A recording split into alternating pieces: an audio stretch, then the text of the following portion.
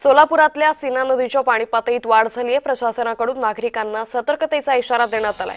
Solapur railway विभागातील सीना नदीवरील 2 railway पूल ओलांडण्यामध्ये पाण्याची पातळी धोक्याच्या सीमारेषेवर पोहोचली आहे। प्राप्त झालेल्या व्हिडिओमध्ये पुढील रेल्वे वाहतुकीसाठी सुरक्षित अंतर अत्यंत कमी असल्याचं स्पष्ट दिसून येत आहे।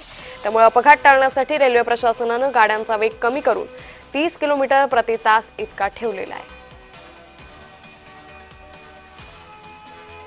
त्यामुळे सोलापूरमध्ये सीना नदीच्या पाणी पातळीत ही वाढ झालेली आहे। सोलापूरमध्ये अतिवृष्टीचा मोठा फटका बसलाय। त्यामुळे आता सीना नदीच्या पाणी पातळीत वाढ झाल्याने प्रशासनाकडून नागरिकांना सतर्कतेचा इशारा दिलेला आहे।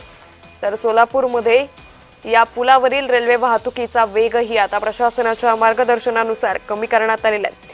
30 किलोमीटर प्रति तास वेगाने ही रेल्वे या पुलावरून धावणार आहे। त्यामुळे एकंदरीतच आता या सगळ्या भागामध्ये मोठी हानी झाल्याचं चित्र दिसून येत आहे। तर या सगळ्या शेतकऱ्यांचंही मोठं नुकसान झालंय। यांना ओढ लागली आहे ती सरकारच्या मदतीची। आज सर्व सरकारी मंत्र्यांकडून या सगळ्या भागाची पाहणी केली जाते।